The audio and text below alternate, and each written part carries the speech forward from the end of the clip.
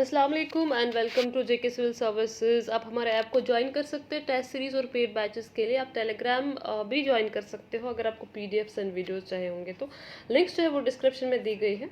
हम केमिस्ट्री पढ़ रहे हैं और केमिस्ट्री में हम केमिकल रिएक्शंस जो है हमने पढ़ लिया है। हमारा लास्ट जो है टॉपिक आज है। हमने केमिकल रिएक्शंस कंप्लीट किया है। हम मेटल्स एंड नॉन मेटल्स पढ़ रहे थे और मेटल्स एंड नॉन मेटल्स में हमने एक टॉपिक एक लेक्चर दे दिया है उसमें। अब हम उसमें लास्ट आपको एक लेक्चर दे देंगे और ऐसे ही आपका केमिस्ट्री का सिलेबस जो है वो कंप्लीट हो जाएगा। चले, तो हमने जो है कल पढ़ा था, कुछ दिन पहले हमने मेटल्स के बारे में आपको बताया था कि मेटल्स जो होते हैं वो इलेक्ट्रॉन्स को लूज करते हैं।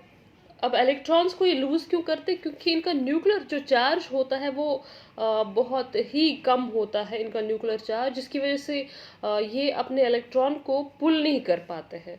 और जब ये पुल नहीं कर पाते तो इलेक्ट्रॉन का निकलना आसान हो जाता है।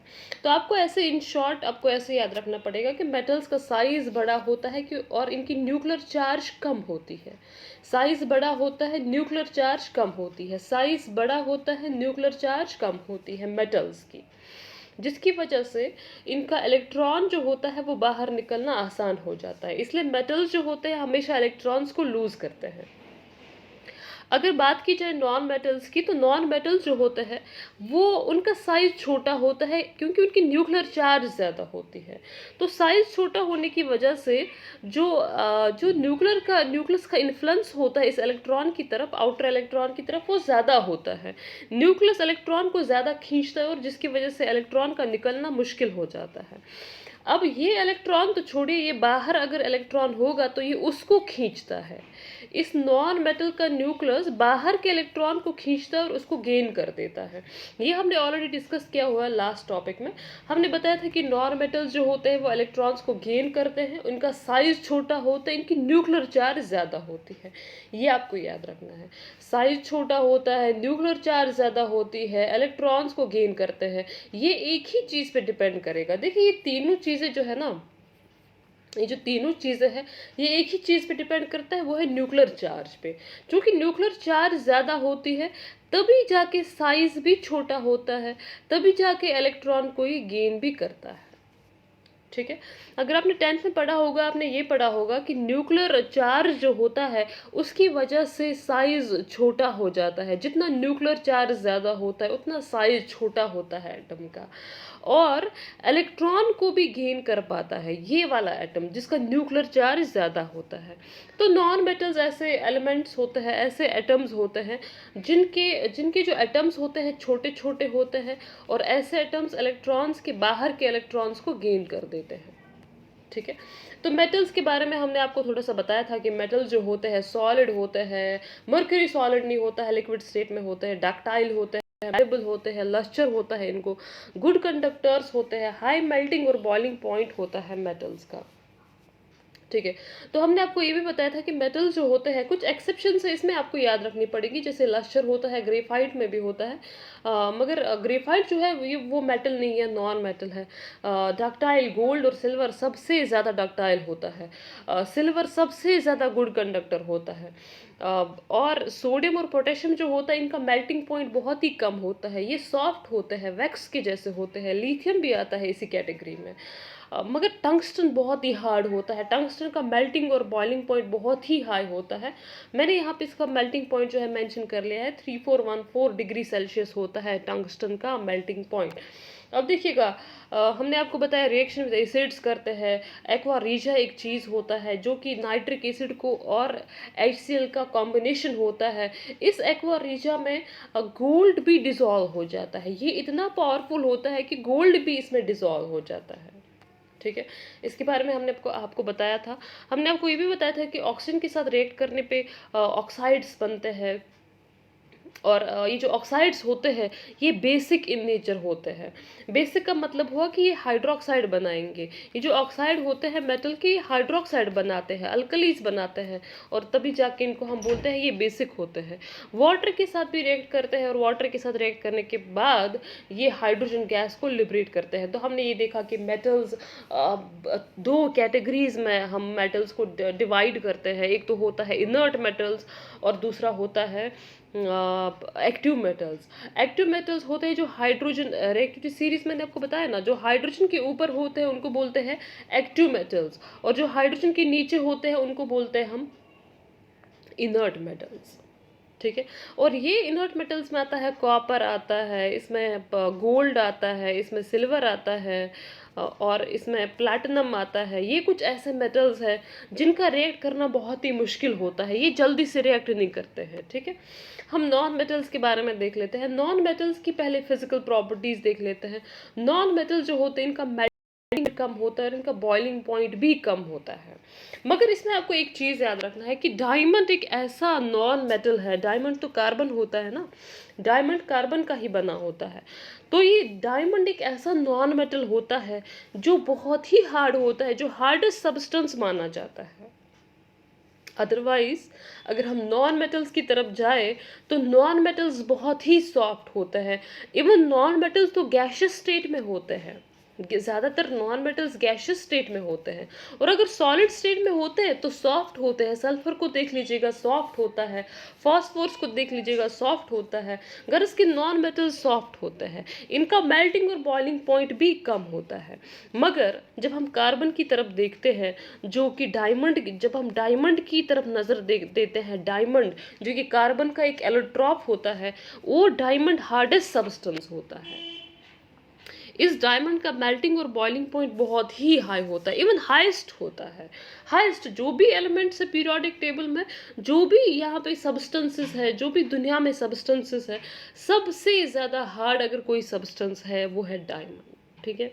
और ऐसे ही बोरॉन और सिलिकॉन भी है। सिलिकॉन तो आपने देखा ही होगा, सिलिकॉन तो बहुत इस्तेमाल होता है, चिप्स में इस्तेमाल होता है, या फिर जो आपके पास होते हैं वो जो कि बोर्ड्स होते हैं जिन पे आप जो कि इस्तेमाल किए जाते हैं सन की एनर्जी को स्टोर करने में, इनको बोलते हैं सोलर बोर्ड्स, उसमें इस्तेमाल हो जाता है सिलिकॉन। सिलिकॉन चिप्स में भी इस्तेमाल हो जाता है। तो सिलिकॉन हार्ड होता है, बोरॉन भी हार्ड होता है। ये कुछ एक्सेप्शंस है नॉन मेटल्स में जो कि आपको याद रखने हैं। नॉन मेटल जो होते हैं बैड कंडक्टर्स होते हैं, मतलब ये कंडक्ट नहीं करते हैं, इलेक्ट्रिसिटी को भी नहीं और हीट को भी नहीं। अगर देखा जाए नॉन मेटल्स की तरफ, जैसे सल्फर होता है, फॉस्फोरस होता है, जैसे कि कार्बन होता है, ये सारे के सारे नॉन मेटल जो होते हैं बैड कंडक्टर्स ऑफ इलेक्ट्रिसिटी होते हैं। ये कंडक्ट नहीं कर पाते हैं। जैसे सिल्वर होता है वो कंडक्ट करता है, क्यों? क्योंकि वो मेटल होता है। आयरन है वो कंडक्ट करता है, क्यों? क्योंकि वो मेटल है। सारे के सारे मेटल्स कंडक्ट करते हैं, और सारे के सारे नॉन मेटल्स कंडक्ट नहीं करते हैं, इंसुलेटर्स होते हैं। मगर इसमें भी एक एक्सेप्शन है। ग्रेफाइट एक ऐसा सब्सटेंस है जो कि कार्बन का ही बना होता है, कार्बन का एलोट्रॉप होता है ग्रेफाइट। तो ये ग्रेफाइट जो होता है ये मगर गुड कंडक्टर ऑफ इलेक्ट्रिसिटी होता है। आपने सेल्स देखी होगी ना, जो सेल्स आपके रेडियोस में इस्तेमाल होती है, ऐसे करके एक सेल्स होती है रेडियो में इस्तेमाल हो जाती है ये सेल्स, ये इनको बोलते हैं ड्राई सेल्स, या फिर इनको बोलते हैं लिक्लेंची सेल्स। ये जो ड्राई सेल्स होते हैं इसमें कार्बन का इस्तेमाल किया जाता है बहुत ही ज़्यादा कंसंट्रेशन में। इनको हम ग्रेफाइट रॉड इनके बीच में होती है। अगर आपने कभी कोई सेल तोड़ी होगी, कोई ड्राई सेल जो ना रेडियो से निकलती है सेल, अगर आपने उसको कभी तोड़ा होगा तो बीच में एक रॉड दिखा होगा आपको। वो जो रॉड होता है वो ग्रेफाइट का ही रॉड होता है, और आसपास भी ग्रेफाइट ही उसमें लगा होता है। आसपास और भी कंपाउंड्स होते हैं मगर ग्रेफाइट भी होता है।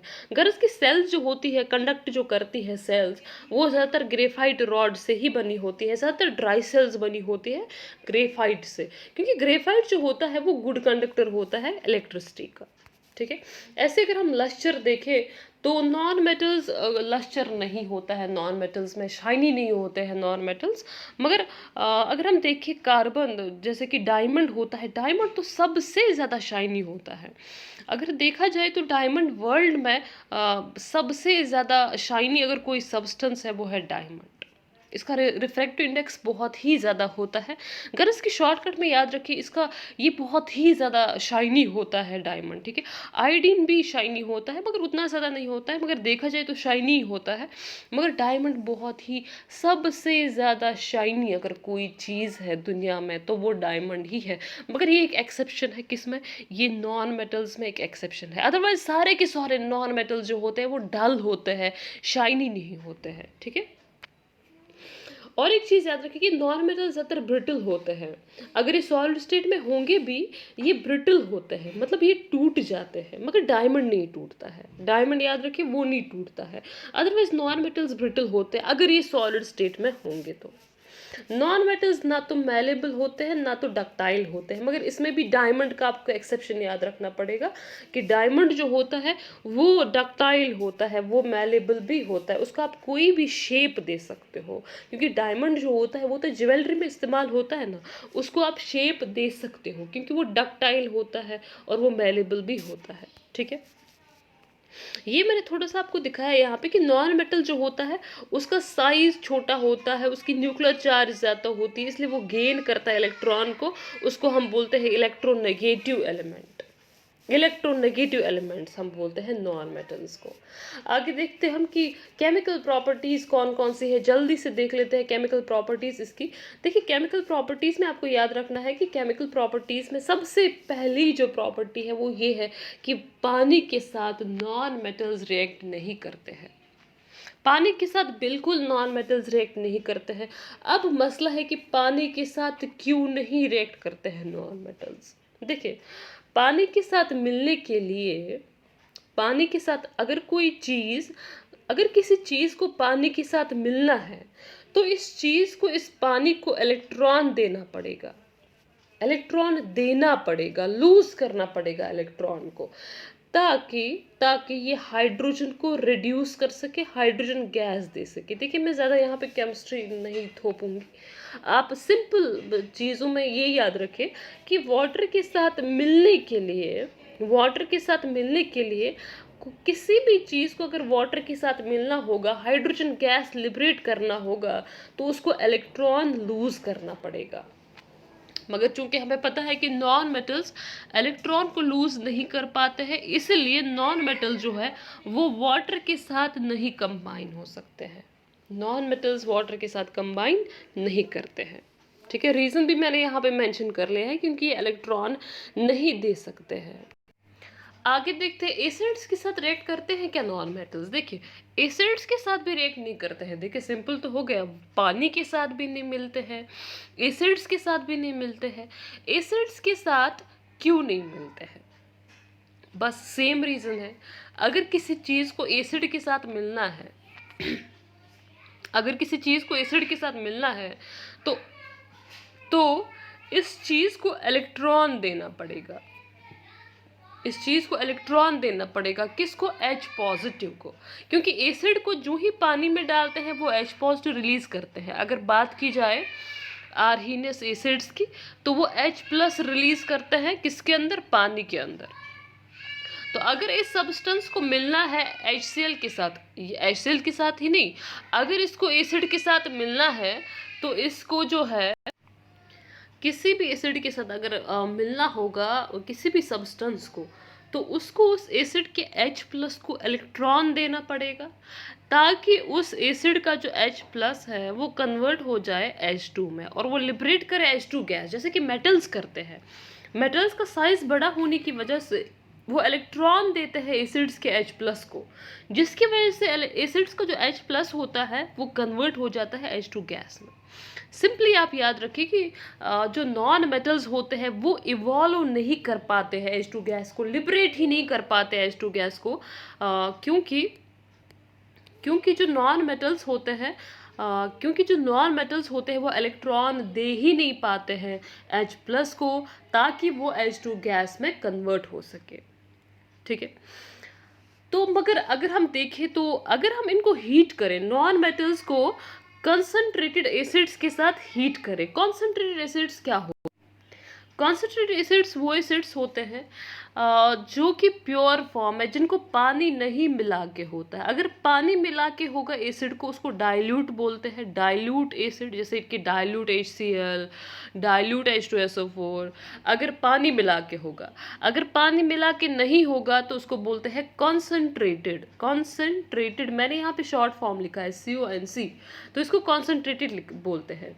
तो अगर हीट करें एसिड्स को, कॉन्सेंट्रेटेड एसिड्स को हीट करें नॉन मेटल्स के साथ, तो ऑक्साइड्स देते हैं या फिर सॉल्ट्स देते हैं, ऑक्साइड्स देते हैं या फिर सॉल्ट्स देते हैं। हाइड्रोजन गैस मगर लिबरेट नहीं कर पाते हैं क्योंकि इलेक्ट्रॉन नहीं दे पाते हैं। चलिए हम लास्ट की चीज़ की बात करेंगे कि ऑक्सीजन के साथ मिलके क्या देते हैं। देखिए, ऑक्सीजन के साथ जब मिलते हैं नॉन मेटल्स तो ऑक्साइड्स बनाते हैं, जैसे कि carbon dioxide, sulphur dioxide, phosphorus pentoxide, carbon monoxide, nitrous oxide, nitric oxide. तो ये देते हैं, ऑक्साइड्स देते हैं जब नॉन मेटल्स मिलते हैं ऑक्सीजन के साथ। जैसे कि मेटल्स मिलते हैं ऑक्सीजन के साथ, वो क्या देते हैं, वो भी तो ऑक्साइड्स ही देते हैं, वो पेरोक्साइड भी देते हैं, सुपर ऑक्साइड भी देते हैं। आप याद रखिए, वो ऑक्साइड देते हैं। नॉन मेटल्स भी वैसे ही मिलते हैं ऑक्सीजन के साथ, ये भी ऑक्साइड्स ही बनाते हैं। मगर जो मेटल्स के ऑक्साइड्स होते हैं, जो मेटल्स के ऑक्साइड्स होते हैं वो बेसिक होते हैं, बेसिक होते हैं। मतलब अगर वो पानी में वो मिक्स हो जाए तो वो बेस बनाते हैं या फिर अल्कली बनाते हैं। बेस का दूसरा नाम अल्कली होता है। वेयर जो नॉन मेटल के ऑक्साइड्स जो होते हैं, नॉन मेटल्स के ऑक्साइड्स मतलब कार्बन डाइऑक्साइड, फॉस्फोरस पेंटाऑक्साइड, ठीक है, सल्फर डाइऑक्साइड, ये जो नॉन मेटल्स के ऑक्साइड्स होते हैं ये एसिडिक होते हैं, ये याद रखना है। ये एसिडिक होते हैं, ज़्यादातर ये एसिडिक ही होते हैं। क्यों होते हैं एसिडिक? क्योंकि ये जो नॉन मेटल्स के ऑक्साइड्स होते हैं ये पानी में मिलके ही एसिड बनाते हैं। जैसे कि ये है, जैसे कि कार्बन डाइऑक्साइड पानी के साथ मिलके देगा H2CO3। ये क्या होता है? Carbonic acid. मतलब इसने पानी के साथ मिलके एसिड बनाया। क्या बनाया? एसिड बनाया। ऐसे ही अगर सल्फर डाइऑक्साइड मिलेगा पानी के साथ, ये भी एसिड ही बनाएगा। सपोज H2SO4, सल्फ्यूरिक एसिड, ठीक है। ऐसे ही अगर नाइट्रस ऑक्साइड मिलेगा, नाइट्रिक ऑक्साइड मिलेगा, हाँ तो एक एक्सेप्शन है, यहाँ देखिएगा। हम पढ़ेंगे अब कि ऑक्साइड्स तो बनाते हैं, ज़्यादातर एसिडिक ही होते हैं। किसके ऑक्साइड्स? नॉन मेटल के ऑक्साइड्स एसिडिक होते हैं, मगर जो आधे जो ऑक्साइड्स होते हैं वो न्यूट्रल होते हैं। आप याद रखिएगा कि आधे नॉन मेटल के जो आधे ऑक्साइड्स होते हैं वो न्यूट्रल होते हैं। जैसे कि कार्बन मोनोऑक्साइड न्यूट्रल होता है। न्यूट्रल समझ में आता है कि ना तो वो एसिड बनाएगा ना ही बेस बनाएगा, ठीक है, न्यूट्रल ही होते हैं। जैसे कार्बन मोनोऑक्साइड है, जैसे कि N2O है। What's N2O? नाइट्रस ऑक्साइड, जिसको लाफिंग गैस भी बोलते हैं। तो ये भी एक न्यूट्रल ऑक्साइड ही है। जैसे नाइट्रिक ऑक्साइड है NO, ये भी एक न्यूट्रल ऑक्साइड ही है, ठीक है। ये आपको याद रखना है कि एसिडिक ऑक्साइड्स, सारे के सारे जो नॉन मेटल्स होते हैं वो एसिडिक ऑक्साइड्स बनाते हैं। सिर्फ हमारे पास ये कुछ ऑक्साइड्स हैं ये न्यूट्रल होते हैं। चले तो इसको रैप अप कर लेते हैं। हमने ये खत्म कर लिया कि मेटल्स और नॉन मेटल्स की फिजिकल और केमिकल प्रॉपर्टीज क्या होती है। आपको एग्जाम में आ सकते हैं कि मेटल्स, नॉन मेटल्स जो होते हैं they do not react with water. आप हमें रीजन बताइए। तो रीजन क्या होता है? Because they can not liberate electron, because they can not lose electron. तो क्यों नहीं कर पाते हैं लूज इलेक्ट्रॉन? क्योंकि इनकी न्यूक्लियर चार्ज ज्यादा होती है, ठीक है। क्योंकि ये इलेक्ट्रॉन जो है एक्सेप्ट करने वाले हैं, इलेक्ट्रॉन लूज करने वाले नहीं हैं, ठीक है। ऐसे नॉन मेटल्स एसिड्स के साथ रिएक्ट नहीं करते हैं। रीजन बताइए? रीजन ये है कि इलेक्ट्रॉन नहीं दे सकते हैं H+ को, ठीक है। नॉन मेटल के ऑक्साइड्स क्या होते हैं? एसिडिक होते हैं या फिर न्यूट्रल भी हो सकते हैं। जैसे कार्बन मोनोऑक्साइड है, नाइट्रस ऑक्साइड है, नाइट्रिक ऑक्साइड है। कौन सा नॉन मेटल ऐसा है जो बहुत ही ज्यादा लश्चरस होता है? वो है डायमंड। कौन सा नॉन मेटल ऐसा होता है जो हार्डेस्ट सब्सटेंस माना जाता है, जिसका मेल्टिंग और बॉइलिंग पॉइंट बहुत ही हाई होता है, वो है डायमंड। ठीक है, सो चलिए इसको हमने फिनिश कर लिया। तो आई होप कि आपको ये सारे लेक्चर्स मिल गए होंगे, इनकी पीडीएफ्स भी आपको मिलेंगी। चले, ओके, अल्लाह हाफिज़।